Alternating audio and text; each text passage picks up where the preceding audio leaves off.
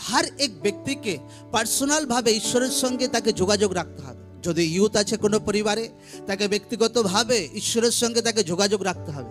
তাকে যেন বলতে না হয় যে প্রার্থনা করো, তাকে যেন বলতে না হয় যেন ফাস্টিং করো, তাকে যেন বারবার বলতে না হয়, তাকে যেন শেখাতে না হয়।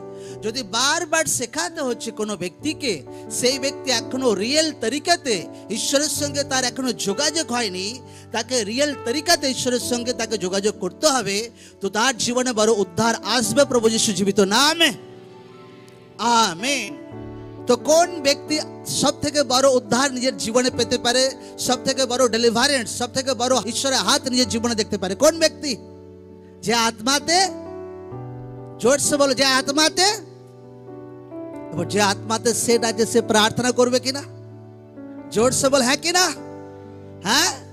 এবার যে আত্মাতে সেট হয়ে গেছে, বলছে পাকা হয়ে গেছে, সে মণ্ডলীতে প্রার্থনা আসবে কিনা? জোর সে বল হ্যাঁ কিনা?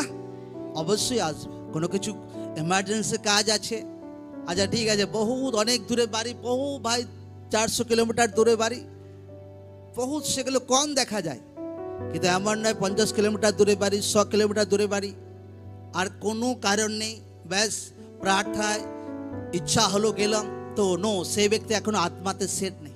কারণ কোনো ব্যক্তি যদি আত্মাতে সেট না থাকে তো ঈশ্বরের বড় হাত সে তার উপরে কোনোদিন দেখতে পাবে না।